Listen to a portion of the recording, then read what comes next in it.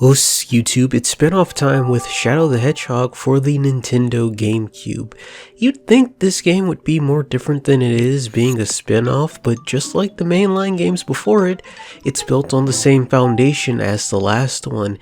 And to be honest, this is where the cracks start to show themselves. Shadow the Hedgehog doesn't do anything particularly new, but it pushes the basic adventure design to its limits, and almost in every way to its detriment. But let's talk about why that is.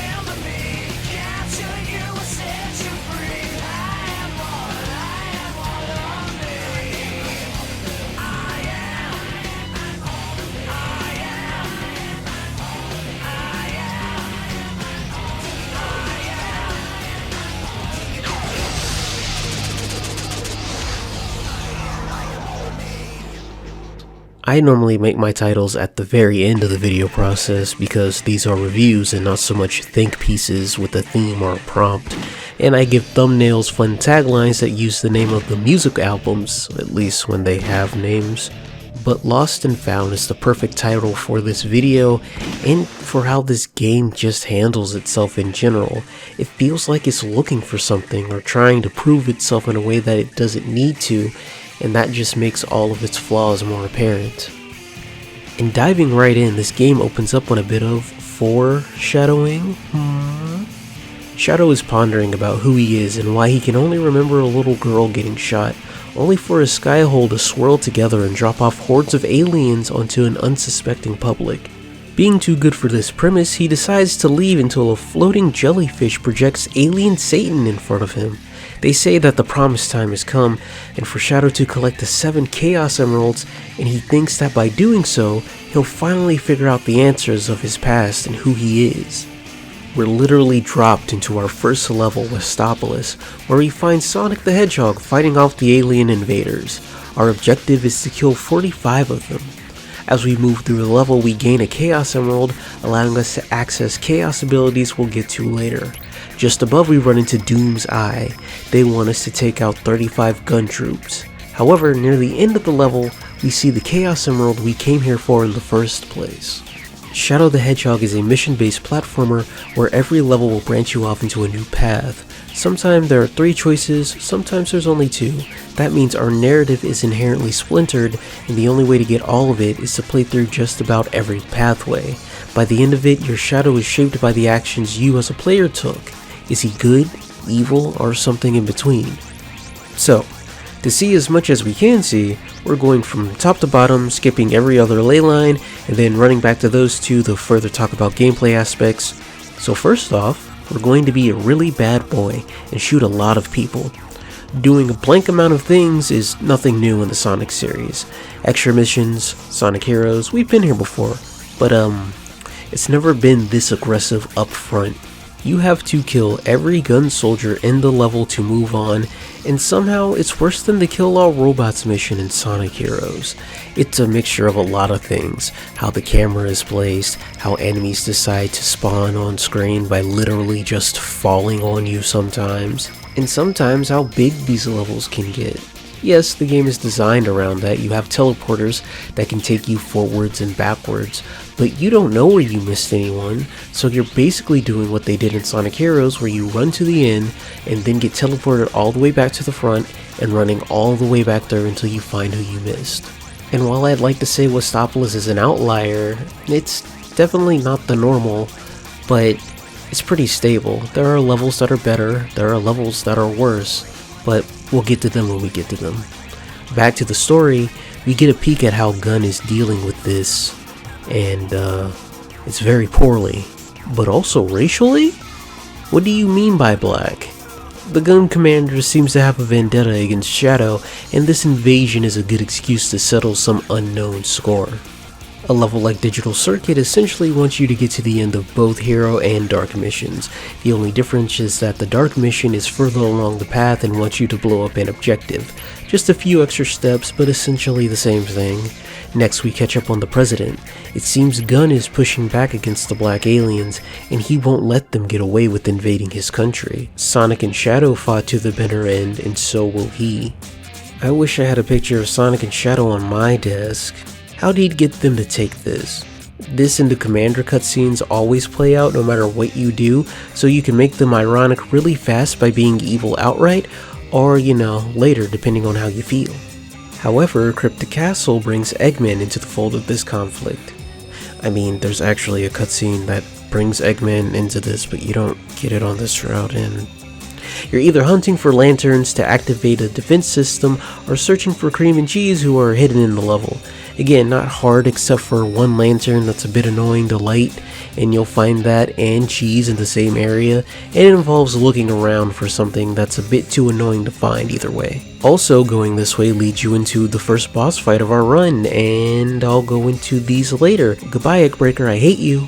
It seems that while we were gone, the Black Arms have marched into Central City, and it's time for us to complete the raid. The leader fills our mind with thoughts of hatred and revenge against the humans that sealed us away, so we decide to blow up the city.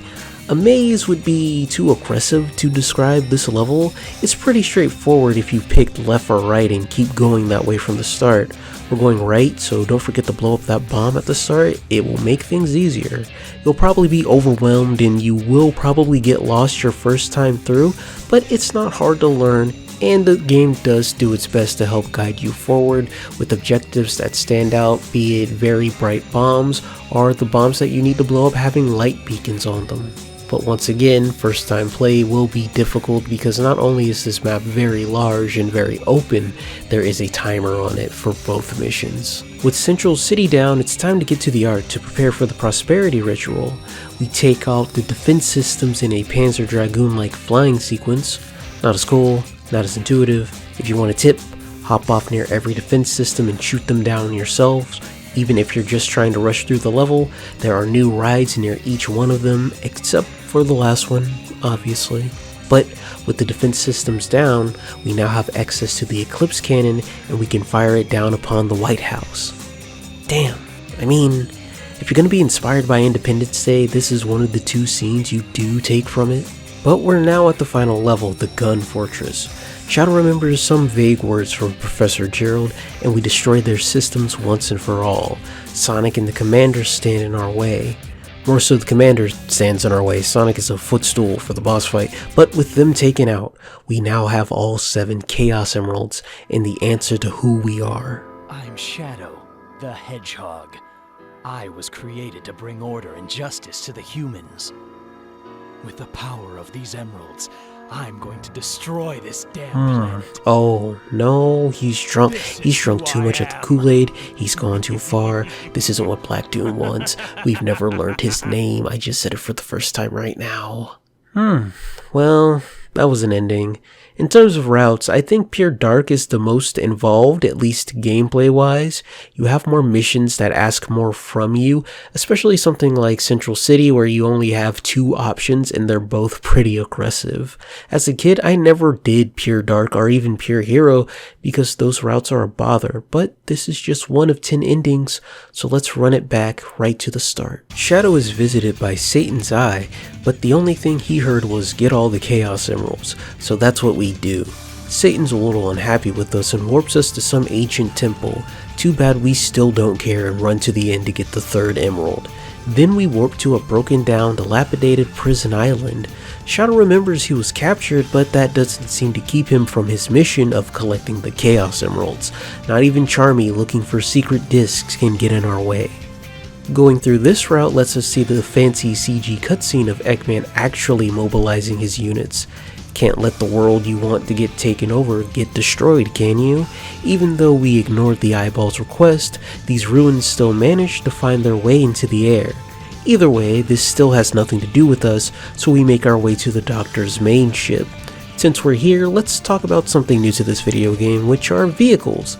They come in all shapes and sizes, from cars, floating discs, to little megs.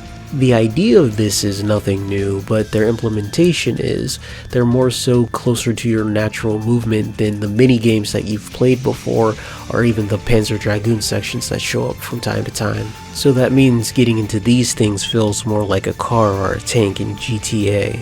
But this game is still a platformer where some of these items still have more platforming advantages, and if it doesn't have one, it's just a glorified shield, but sometimes with a gun. But also, the gun that you hold automatically gets swapped when you're in a car or something, and it's annoying. It's really annoying. I don't know why they did that, to be quite honest. But as we continue to ignore everyone until we get all of the Chaos Emeralds, we warp into Eggman's main base in Iron Jungle and discover his Shadow Android army. Payoff. Eggman asks us to destroy the gun forces on his tail, and Omega asks us to gun down Eggman's airship. We do neither. Then we have another boss fight with Eggman where he tells Shadow, the one we're playing as, he's also an android built by him. I highly doubt that because we have more polygons, but we defeat him and get our 6th Chaos Emerald. After gathering all of our clues and remembering the androids in the last game, his death in Sonic Adventure 2, Shadow concludes that he is in fact an android and he'll be sending the Doctor straight to hell for creating him. From hell. This line's funny. Must have hit their E10 quota for swears. Our final level is a lava shelter, and it'd be more compelling if I decided to do the dark mission. But to keep my apathy in check, we do the much more straightforward hero mission and confront Eggman along with Omega. The egg dealer. People think it's pretty dumb, and it is, but it's way more funny than it is dumb, and I like fighting him. But once again, that's for later.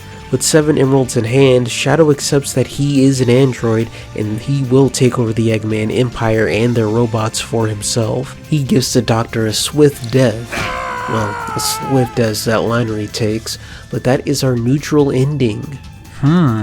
Is Shadow truly the envoy of our jellyfish alien, or an android copy of your heroic pal from Sonic Adventure 2? This game truly is a mystery. It truly wants to be a mystery, but it's not really. I don't like that they're reusing the plot point of a fake Shadow again. It was a very small fun twist in SA2 to set up the Bio Lizard, and a very fun thought experiment and the perfect guide of wondering, I wonder if there is a true Shadow out there. But having it be connected to Eggman and building android shadows and you're playing as a fake one built by Eggman, no matter what you do, we'd still be retreading some water. At least this has more blatant setup, I guess. It doesn't make it better. But one more time, let's run it back to the start of the game to get the full picture.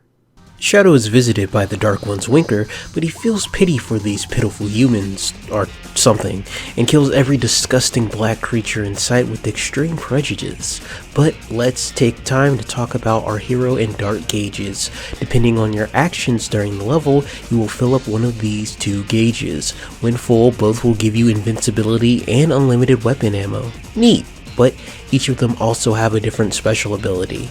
Dark Shadow gives you access to Chaos Blast, a devastating attack that destroys everything in its path, be it friend or foe.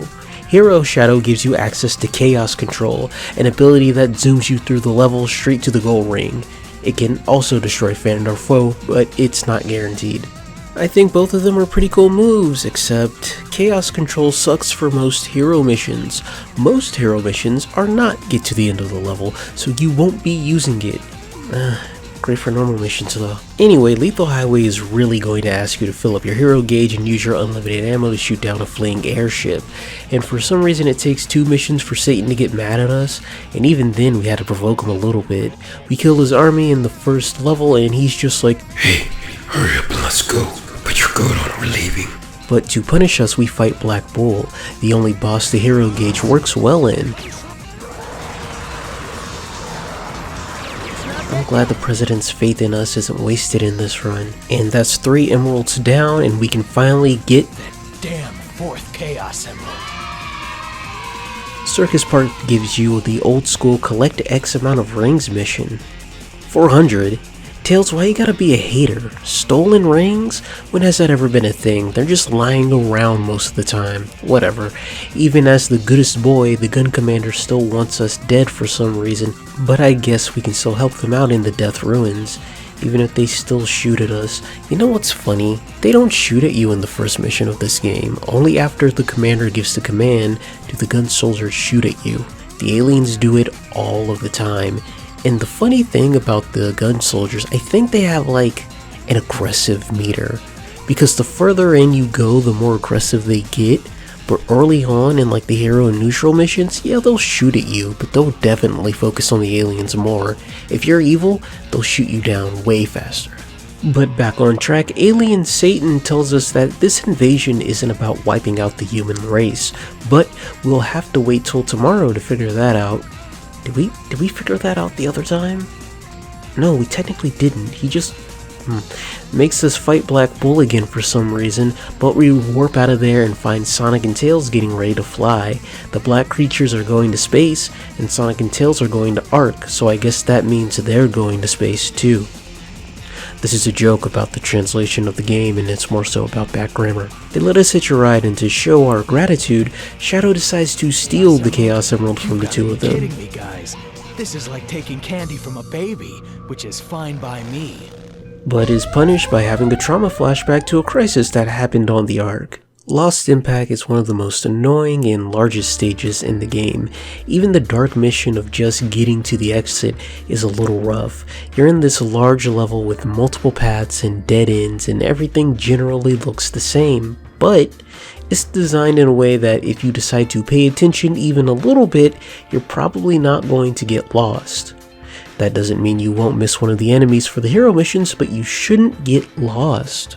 The stage is built into sections, each one separated by an on-rails turret sequence. If you check out all of your options before you hop onto a turret, you won't get lost. Also, you can speed up the turrets by holding the A button. You guys really need to hit those hint orbs more often. But after that, we finished our flashback with the ejection scene from SA2, and Shadow gets a feeling that he'll find his answers on the Black Comet.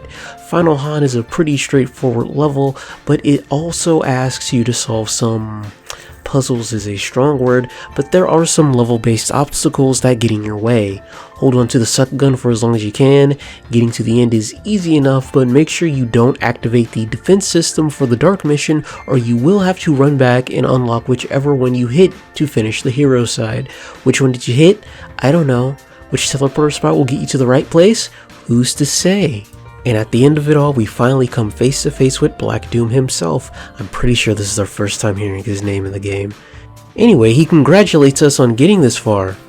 I know the boss dialogue never accounts for your actions throughout the routes, but you'd think he wouldn't say things like this after doing the hero mission in this level. Congratulations for not doing what I asked. No, I'm not being sarcastic.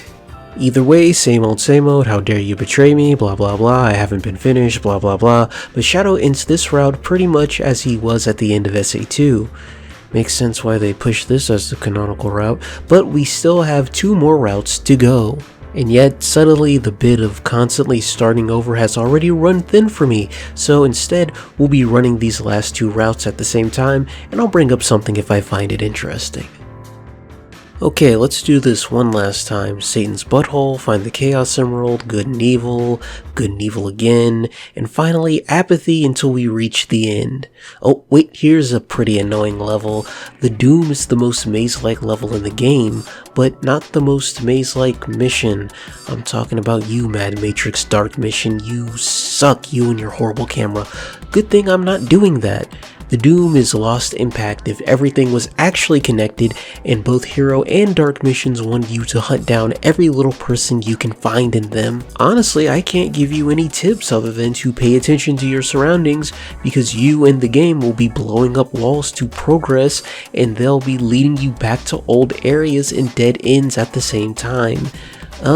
If you start unlocking doors and your numbers aren't over half, you probably missed some guys. But you know what? Mad Matrix is a great place to talk about another element in this game that most people don't. That is the 5 secret keys that unlock the special door in each level.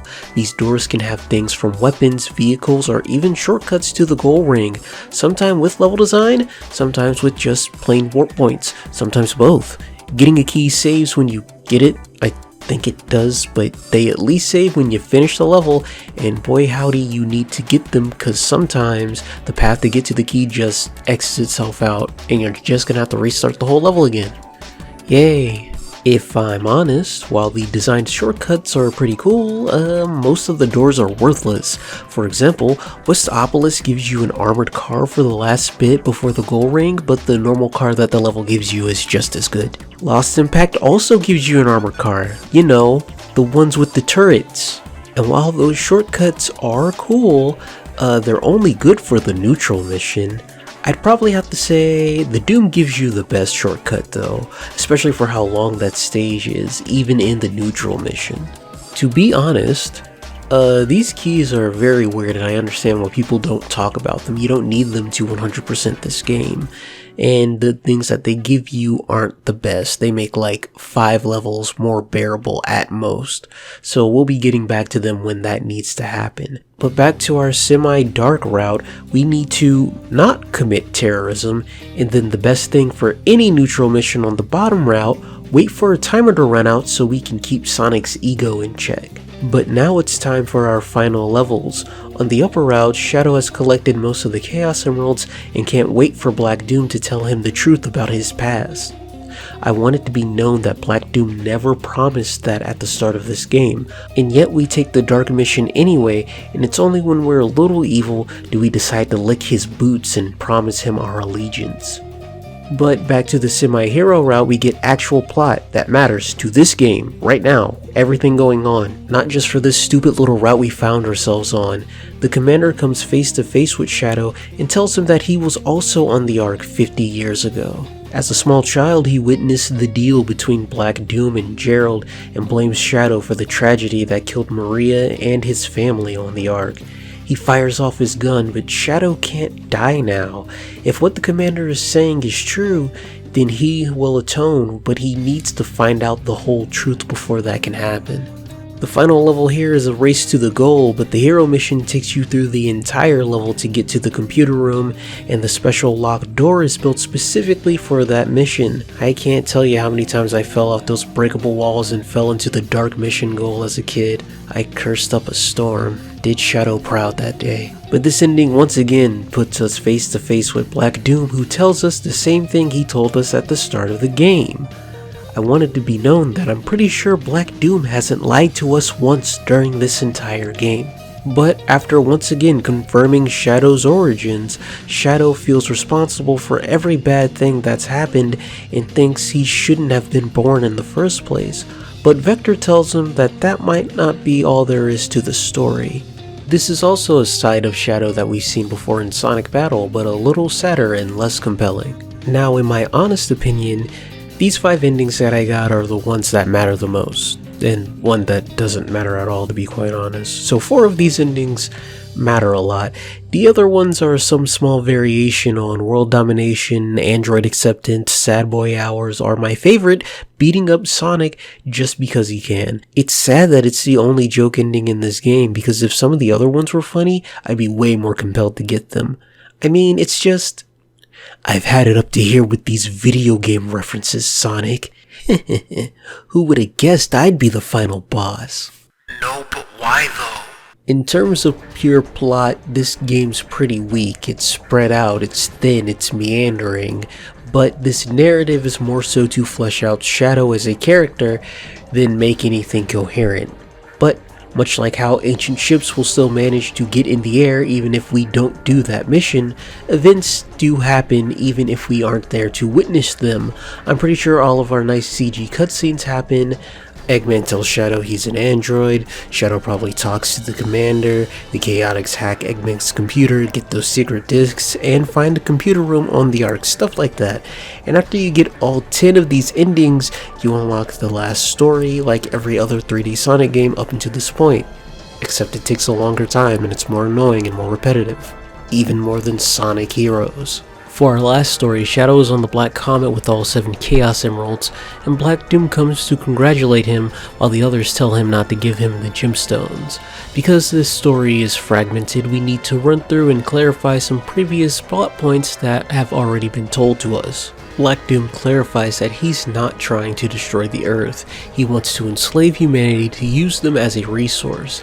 His whole prosperity ritual was gathering the 7 Chaos Emeralds to transport the comet to the surface of the Earth because it couldn't break through the atmosphere. Wait, then how did he get those temples on Earth? That doesn't matter. Also, once again, Black Doom states that he helped create Shadow. You know, that thing we heard about in the last route that we did? But because the comet has reached Earth, it gives off this paralysis gas that affects everyone but Shadow. Shadow thinks back through all of his experiences through this game and decides that he's not going to let any of this happen, and Black Doom hits him with the classic, I brought you into this world, and I can take you out. So we have one last level, the Last Way. And it's pretty simple, pretty similar to most Black Comet levels, but this time you're forced to use Chaos Control to progress through certain parts of the level. Want a tip? Wait until you get to the choke point before you use it, or you might not go as far as you think you will. But at the end of the level, we get a few more revelations that could be easily inferred, such as Black Doom's blood was used to create Shadow himself, so I guess that means he's part alien, but more so he's a part of the Black Arm's hive mind, meaning Black Doom has a mental connection with Shadow as well and stops him in his tracks. Meanwhile, aboard the Ark, the Chaotix are putting their detective work throughout this game to work and uploading their found data that projects itself all over the world. I know they're trying to pull an SA2 here, but come on, I've had enough. Why is it in the alien ship on the comet? I guess those aliens literally hacked themselves into the CIA database, so I guess it works both ways. Anyway, it's an old recording of Professor Gerald right before the Ark raid, and he left this message to Shadow. Shadow is the only one who can stop Black Doom, and he created the Eclipse Cannon to be used to destroy the comet. That's a little rough. That's at least what I'm inferring from this game and what it's trying to say. Shadow is humanity's hope, and in hearing those words from him and Maria, Shadow finds the strength to resist Black Doom's control, but the alien manages to warp outside for one final battle, and Shadow transforms into his super form to take the fight to him. This final boss, Devil Doom, is annoying. Ooh, big surprise. It's not the worst thing in the world, but it could control way better. First off, you have to chase this guy down and shoot him in his eye to do damage at all, but that eye keeps swapping sides every time you shoot it. So you have to charge your Chaos Spear to do the most damage, but the homing on the shot is pretty bad, or pretty strong, it's hard to say. The game is very aware of it, and it puts things in your way to make it unnecessarily difficult. Here's another tip, clear out as much debris as you can, and when you want to shoot for his eye, dash right at him and get as close as you possibly can to keep your aim as straight as it can be.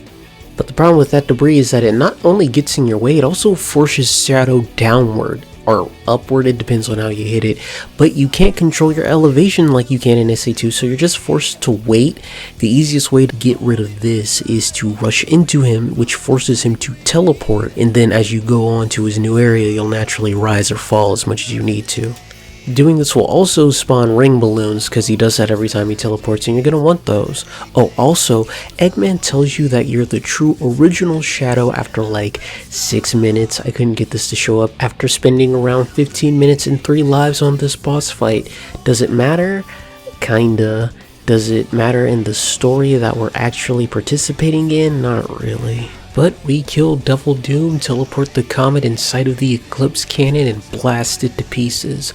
Everyone celebrates, rethinks actions taken in the past, and we get the clunkiest end of a character arc for the sake of a cool shot and a line callback, but mostly for the sake of this game's very existence. Yet all in all, that is Shadow the Hedgehog, a mess of a game, a story, and a character piece. This game came out when I would be the perfect age to indulge in this type of edgy aesthetic, swearing, guns, violence, anger, and confusion at everything around me. But just like when I was a teenager, I think all of this is lame. Not completely off-putting, I did buy and beat this game when it came out though. But if you take away its thin layer of posturing, what you're left with is a game that's still built on top of the adventure formula like every 3D game before it. Multiple campaign runs, mission-based levels, platforming, even guns aren't anything special other than their realism for a fourth of them. This try-hard, edgy little video game can be endearing in a childish, I'm a big kid kind of way, but this game is taking itself seriously most of the time. They were aiming for a T rating. E10 had just came out and they were able to not fully alienate their demographic. I mean, you can still see the hell on Shadow's lips as they used an alternate line read, and as much as I want to cut through that veneer layer of edge, it just kind of permeates everything. The best example for this is when Shadow steals the emerald in the pure hero route. It feels tone deaf just for the sake of making him feel like a renegade. They could have swapped out the tone of that scene with the one in the semi-hero route on the ship, and it would have been better. I mean, he still would have been an asshole, but like pure hero Shadow is still that bad, and also he like never talks back to Black Doom at all in the dark routes, so what are you doing really? I'm Shadow the Hedgehog, I can only be mean to my friends when they're being nice to me. This is who I am, Baka.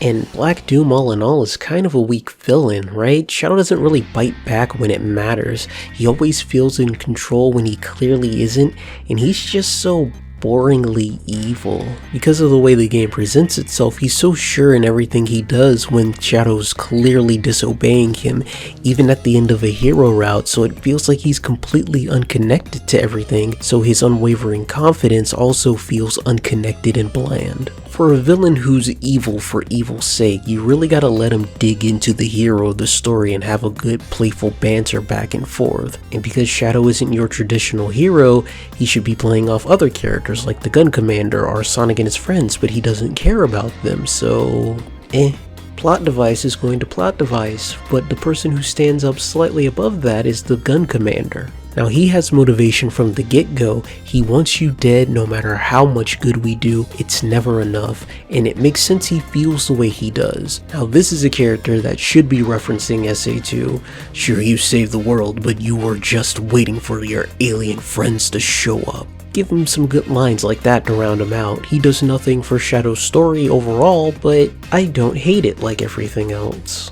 Eggman's not doing his best in this game, and it's sad because there's a lot dedicated to him. The previous game set him up. He's related to Gerald. He's a fun third-party idea that can be implemented in this game from gameplay to story, but he's just mostly relegated to red herrings and being in a bunch of endings for the sake of padding out the game. For a game that basically tells you everything you need to know in the first couple of cutscenes, I don't need it to actively lie to me, especially using a small plot point in SA2 to hold up its mystery of Black Doom helped create Shadow. And not even really help, I just gave him my blood and Gerald did all the work himself, so nothing's really different. Shadow's part alien, who cares? He's a hedgehog in a world full of humans, who cares? And then the whole copy Shadow idea is extremely undercooked therein 2 levels? Black Doom should have took control of them in the last story, make them do something. And continuing with characters, Sonic and his friends are fine, I guess. Their roles are as fleshed out as they need to be, but the way Sonic stands out is weird. He's going to remind you that you're playing a video game. People say we're seeing him from Shadow's point of view,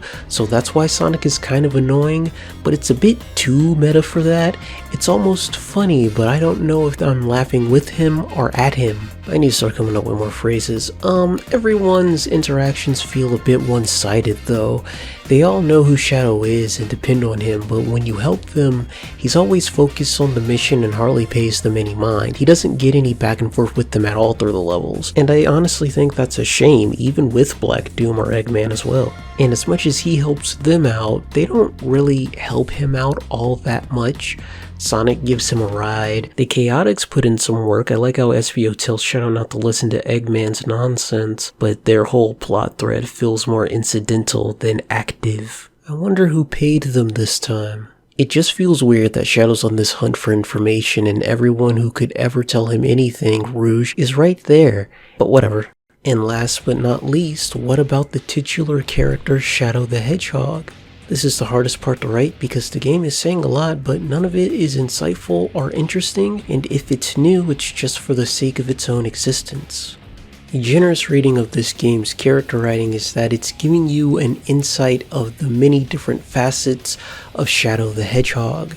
A bringer of ruin, a loyal man-made servant, a copy of an original being, an experiment doomed to solitude, or a hero of justice. Shadow could be any of these things, except Shadow was already all of these things in the game he debuted in. So I guess the question is, why do it again? You could say they want people to have a better understanding of how the character was compared to where they'll be taking him moving forward, especially considering their next game is a bit of a soft reboot or whatever they wanted that to be. But this game starts with a mystery, especially from the last game, and the last story, which should clear up everything, doesn't really do that.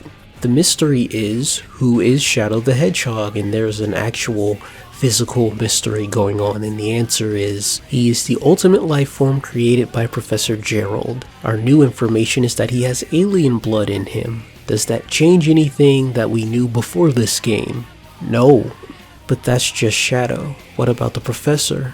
The game is trying to present him as a scientist who will discard humanity for the sake of his own research, but that's not true. In fact, I think this game just makes the Professor more sympathetic because he truly was a man broken by tragedy, but I could also play Sonic Battle for that. What about Maria? No.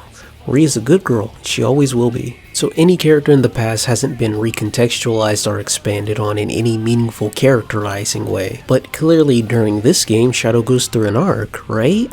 Kind of. Amnesia as a plot point is a real strong 50-50 when it comes to writing because your character is pretty much either going to do the thing they were meant to do or do the opposite. It's there to hide the plot in our actual characterization of the character, but we already know who Shadow is, and the plot itself is painfully straightforward that you know how it's going to end from the minute that it starts. And even for the character himself, is there really a big change from beginning to end?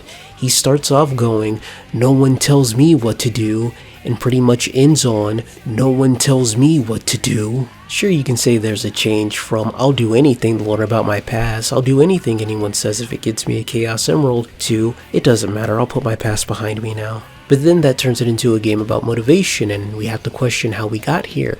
And it's hard to talk about that with a game that is written and designed the way it is when you don't exactly know how you got to this point at the end. We can only judge Shadow by the things he says and not what he does, because the game chooses to obfuscate them by the end because we as the player get to choose what he does. When you take the meta-narrative of a player making choices out of it, I think Shadow's hero actions are the most compelling. Black Doom needs those Chaos Emeralds, so when he chooses to work for him, he's at least guaranteeing that he's going to get them. Sonic and friends are just out there trying to save the day, so when he makes that choice, you'd think he's choosing the good over what he wants and what he needs. Those theoretically give him the most agency, but again, it's just an action that you, the player, had taken.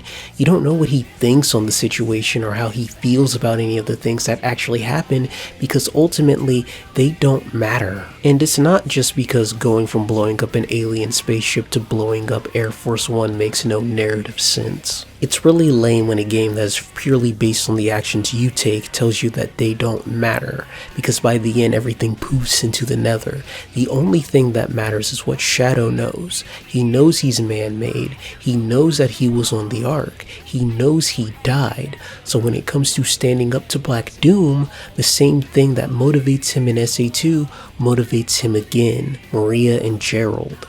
And at the end of it all, he says that he's putting his past behind him and throws away their pictures, saying goodbye to Shadow the Hedgehog. But what is the game trying to say if our actions didn't matter and Shadow's no different than the ending of SA2? A lot of people think he's saying goodbye to them, to the Shadow the Hedgehog they knew, to the ultimate life form that was created with the help of Black Doom. And at the time of this game's creation, maybe a bit of that was true. Just because he wasn't the Shadow they knew any longer doesn't mean he can't still be motivated by them. But I think it's less literal, especially in hindsight. I think he was saying goodbye to the Shadow at the start of this game, the one who would do anything to figure out his past, who couldn't do anything on his own, who couldn't think for himself. He's saying goodbye to the very idea and concept of this game, and moving forward we will be dealing with his current life and new conflicts that present themselves. That might sound deep, but it's not. It's just saying that this game doesn't matter. It exists solely for itself, and it doesn't do anything to elevate or expand on the plot points that it's taking from to hold itself up. Honestly, this just makes me appreciate Sonic Battle more than anything. It's still the best interpretation of that character since SA2, in my honest opinion. It actually has him think about the actions he's taken and the actions other people have taken against him to get him to where he is in the present, and how he lives in the present and deals with it with the people currently around him. So ultimately, what does it matter that this game gives him a character arc when he has amnesia and his character can't fully express himself, even though this game's character writing hinges on things that happened previously? But in this game, he's being hunted down for something that he didn't do. He's being recruited for something that he was never actually going to be a part of in the first place. It's really easy to get over your baggage when it's not yours to begin with. And yet you still hold up the ones you were given to begin with, so what are we doing? I feel like I just talked around in a bunch of circles, but basically what I'm saying is, in terms of character development, expression, or anything resembling an arc, you can remove this game and effectively you lose nothing of substance. Man, I spent so much time talking about the plot and characters, but I guess that's just because the game is mid. Let's talk about game design. Mission-based gameplay is nothing new, but it's never been more upfront than it is here, even compared to Heroes. But these missions are hardly anything new either. I think the collect the bombs mission is the newest thing this game has done. Like I said way earlier, the main problem with some of these missions is that they ask you to do an all of X mission goal, and very few of them give you more than whatever number they want you to get. It's as if you're running through a Sonic Adventure styled Sonic level, but it wants you to look around as if you are Knuckles. An apt comparison because Sonic runs through Knuckles parts, and it does get as wide as those parts. But you run into the problem of a game constantly trying to push you forward while wanting you to look through it as thoroughly as you can. Which is why the transport system kind of feels a bit off. Maybe if you're being very delicate and you're moving backwards knowing that you felt like you missed something, then waiting to the end to run through all at once again. I think it only really works that well if you're picking up something small like the 5 secret discs in Prison Island. I don't know how I feel about being able to choose any mission during the route that you take, because it feels very nice when I know what I'm doing, or on your first run when you can't really pick anything and you don't really care where you go. But the more objectives that you try to fill out for yourself on purpose, it might feel a bit distracting to have all of this going on, or to accidentally fall into an objective and get the wrong ending. And as a kid who couldn't do certain missions because I thought they were too hard, all that did was turn a already repetitive game into an even more repetitive one. But that's not really the fault of the open mission structure, that's just a symptom of it. But these open missions do make me hate the Sonic camera as much as normies complain about it because I'm actually forced to look for something. There's no Emerald Radar in this game, though that would be great for some kill all the enemy missions. But to further keep this game in line with our previous titles, it takes their core idea and stretches it as thin as it can with the branching path runs to give you comparable content for less work. I think this was the first time I really noticed the reuse of assets as a kid because it didn't have the narrative surrounding it like SA1, or it wasn't as clever with its uses as SA2. Other than the fantastic combination of levels that is Glyphic Canyon to Sky Troops, it's just Arc Level 1 or Arc Level 2. And the branching paths that is this game don't help with that feeling. And as an adult, I can appreciate the different level design between these similar levels. I find it weird that the handful of the one and done level themes in this game are Eggman levels. And he needs something to help him stand out. The saving grace is that the mission structure does shake up things sometimes, and a lot of the levels do have their own unique gimmicks. I like the flying bat enemies even if they're nothing new to this game either. And that's it. Yeah, that's the only one I really like, but those gimmicks are there. As I said before, the best levels are the ones that make different routes for both hero and dark paths. Ones as small as the gun base where you run over the dark objective are as dynamic as Lava Shelter that gets wild changes depending on if you do the dark mission or not. The level floods with lava and you have to do completely different platforming challenges, and Lava Shelter forces the change unlike Gun Fortress where it's technically optional, but I do like that both design choices are in this game.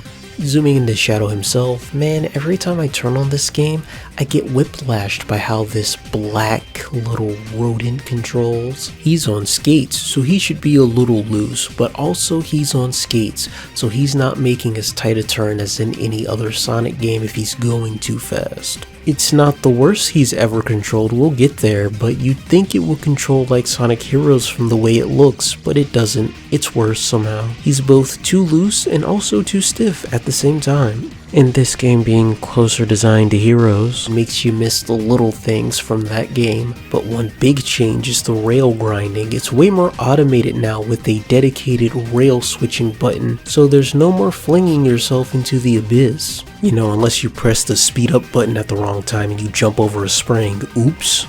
But if I'm purely honest, it just makes rail grinding boring. There's hardly any loops or interesting ways that these rails move. The only level that tries really hard is one where you can chaos control past them anyway. Another big change you'll notice is that when Shadow gets hit, he only loses 10 rings. A very interesting change, probably done for the time you'll be spending in these levels. Really helps out with Circus Park, and only Circus Park to be quite honest. Now this next one is small in the sense of you'll only notice this when it happens to you, and then it will become a very big and annoying problem. Shadow can't re-jump after he gets hit in the air, unlike every other 3D Sonic game before him. It was a very nice consideration for all of the bottomless pits that are in these games that's gone for some reason. But speaking of ledges, you can now grab onto them, which is nice if you mess up a jump, but not something you'll be using unless the game forces you to do it. The Lightspeed Dash returns as jank as it's always been, and even if it is mapped to a different button, something else is still mapped to that button, and while very rarely, it can still be a problem. However, because this game is built to be run through forwards, backwards, and then forwards again, mandatory ring paths get these ghost rings that allow you to dash through them multiple times, meaning that even if you do mess up your Lightspeed Dash, there's a chance you can try again and save yourself. So I'll gladly take a consideration through happenstance, considering they took another run from us through negligence. Or maybe someone really liked Castlevania and wanted to make the game harder for no reason, who knows. The homing attack in this game is a little weird. I feel like it's a bit more aggressive, but it's also kinda limp at the same time. That's probably because air dashing is a fully realized mechanic in this game. If you input a direction while tapping the jump button again in the air, Shadow will dash in that direction. That takes precedence over the homing attack. But if you hold the stick in the direction of an enemy, he'll more often than not go for them, so it makes hitting enemies off screen way easier. That being said, the air control in this game is garbage coming off of Sonic Heroes. A lot of enemies put you in an awkward position while attacking them, especially bosses. The homing attack will sometimes just stop working. You can see this in places like Lethal Highway with the airship, but with the egg dealer, it will chase its slots down to the end of the earth if you time it well. But I'm assuming some of this weirdness is for the sake of the newest addition to this video game, weapons. It took me so long to actually bring up the cornerstone of this video game because I don't care. I don't care that this 4'0" hedgehog is running around with a rocket launcher. How about he learns how to use one first? Like, is it funny that Shadow is pumping an automatic rifle? Yes. Have guns been in this series before? Also yes. I never thought this was cool, but they are your go-to for dealing damage against enemies and are most likely the reason health bars decided to stay for this game. That clip I showed earlier aside, the guns in this game are fine. Sometimes it can be dumb like the bazooka, but all you have to do is get in the right angle, fire, and call it a day. They absolutely trivialize most bosses, so let's talk about those. Say it with me now, the bosses in this game range from being really easy to being really annoying. You generally have two types of boss areas, one with lots of ammo or one with limited ammo. This is basically a race to find the most common gun around or to fill one of your meters with the homing attack so you can use the limited guns in the area to unleash unlimited ammo at your boss. During these fights, Chaos Blast works the same, but Chaos Control turns into Time Stop. I know it sounds broken, but trust me, it's not. Time will resume once you deplete half of the boss's health because of an automatic cutscene. Black Doom and Devil Doom outright disappear in the stopped time, wasting it. I think the Blue Falcon might be the only really interesting boss fight in this game. You have to hit off some of its homing rockets to use against it. If I have tips, guns appear in the egg dealer and about halfway through the fight, but you don't really need them to get the A rank. Black Doom doesn't necessarily become vulnerable again when the transition of his health hits, but he doesn't disappear, which means you can lay into him a lot faster than before. And as for Diablon, you really have to homing attack off of Sonic or he won't become vulnerable in the first half of that boss fight. And as for the Egg Breaker, he's not really all that hard, I just hate him. No notes, he just kinda sucks. But now that we got all of that story and gameplay out of the way, we can dive into the depths of this game. What is most of the content that it gives you, and what does it take to 100% all of it? Well, unlike every other Sonic game, everything's laid pretty bare. You just go to the level select, pick the level, and do the mission that you didn't do. I guess the difference is if you skip the level, it won't show up in there, and you can't really do that in other Sonic games, but if you played the way I did in the video, you'll be just fine. Just like our previous games, this one keeps track of your A ranks, but how do A ranks work in this game? Well, it's pretty interesting on the surface. When you complete a hero or dark mission, it subtracts the other side's points and then adds the normal points and the time bonus.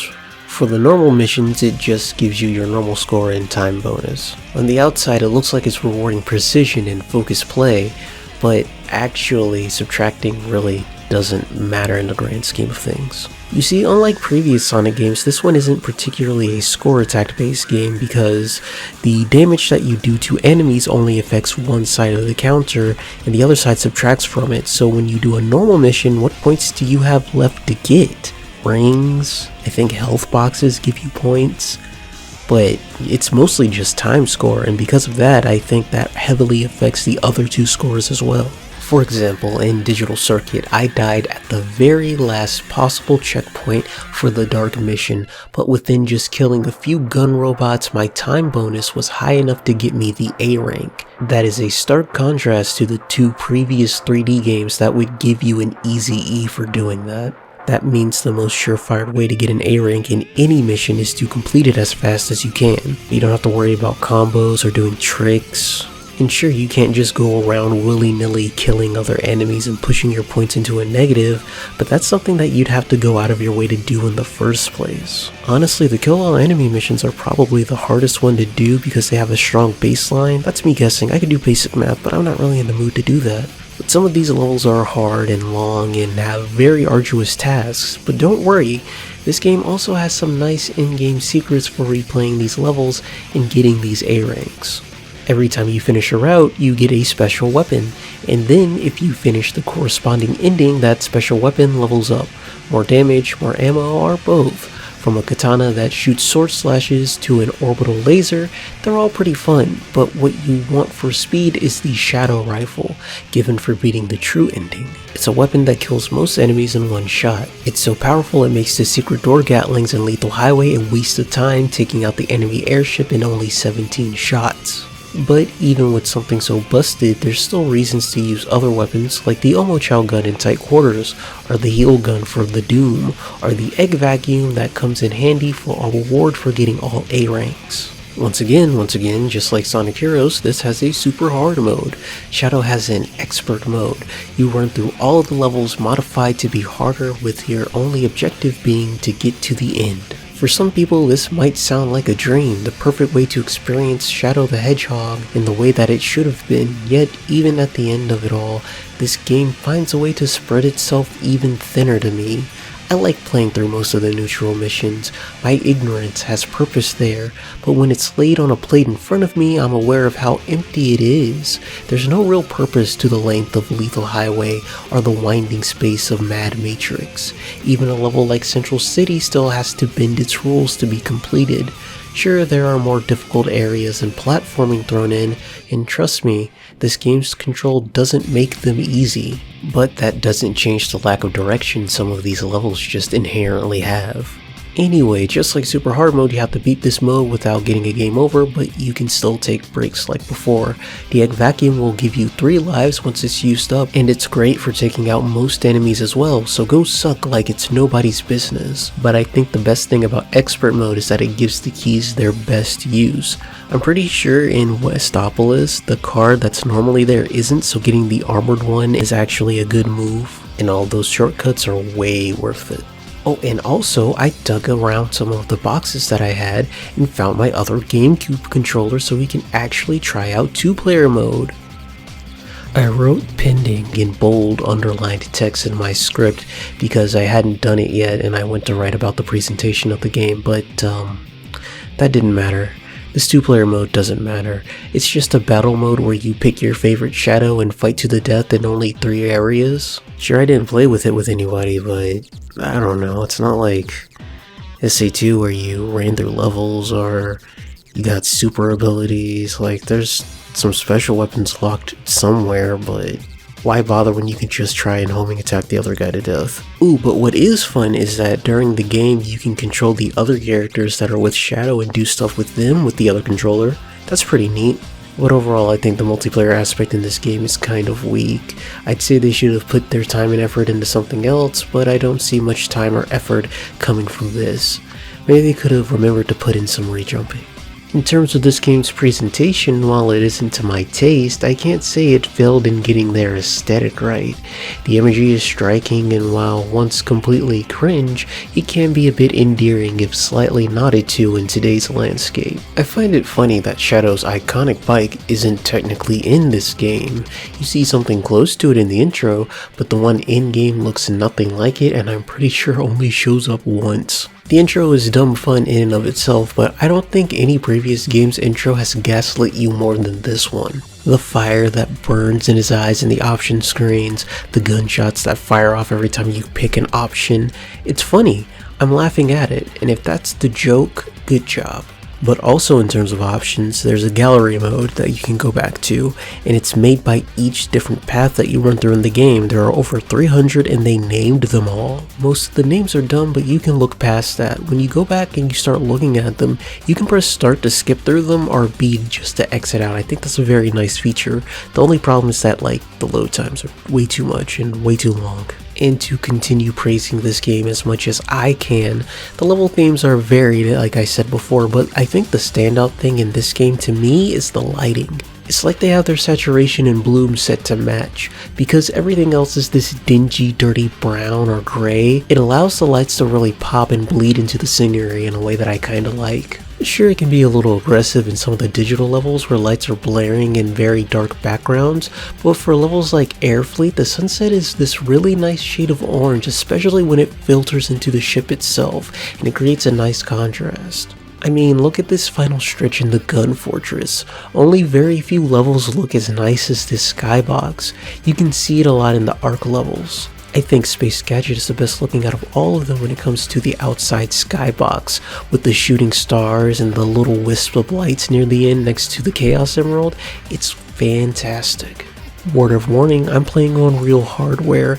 If you choose to play this game on an emulator and bump up its internal resolution, the bits where it was already too much become even more blinding than they already are, so you better put your shades on in Circus Park or you might go blind. And the most consistent part of any Sonic game, say it with me once again, the soundtrack is still fantastic.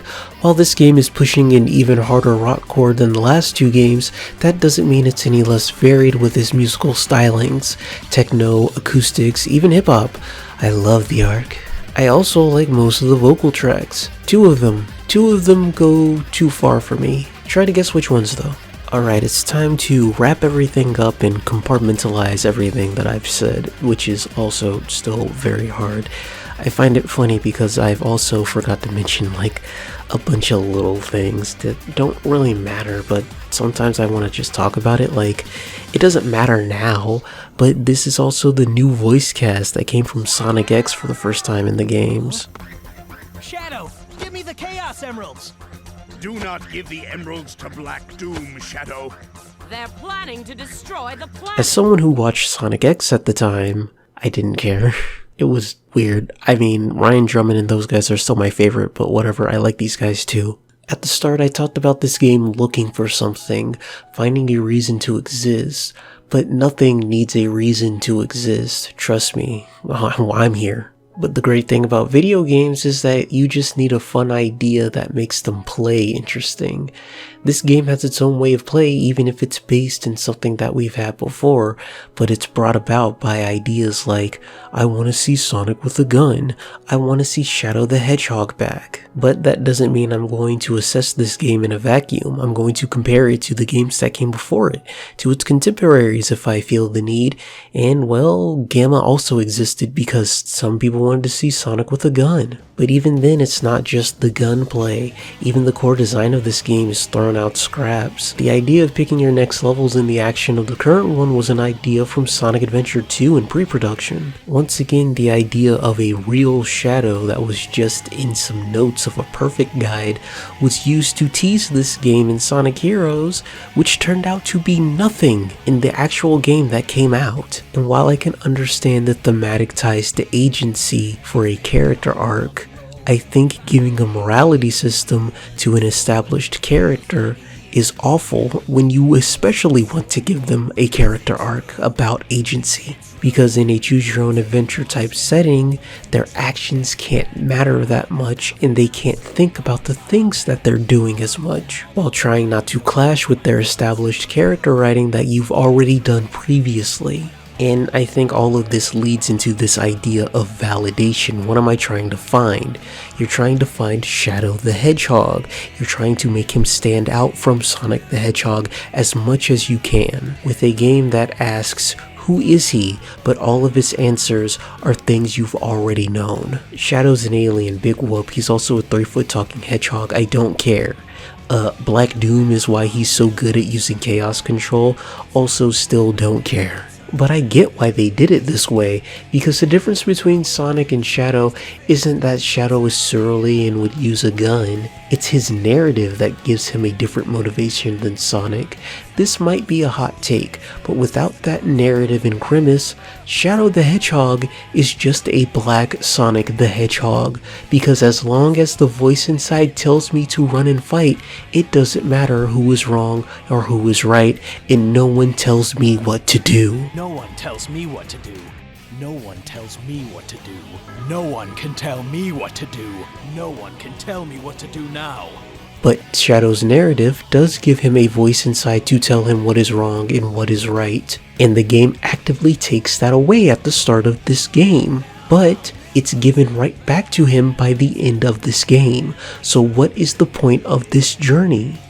The only answer I can give you is they wanted to make a video game for Shadow the Hedgehog, and that's about it. Sonic Team used everything they knew to give you a game about Shadow the Hedgehog, from split paths to mission-based gameplay to weapons to flying sections to repeated playthroughs, and they wrapped it all up in a high-speed platforming video game bow like they always have. The thing that Shadow the Hedgehog lost was any sense of restraint, and what they found was the same gameplay they've been serving you for the past 5 years of its release. Until we meet again, matao. Until we meet again.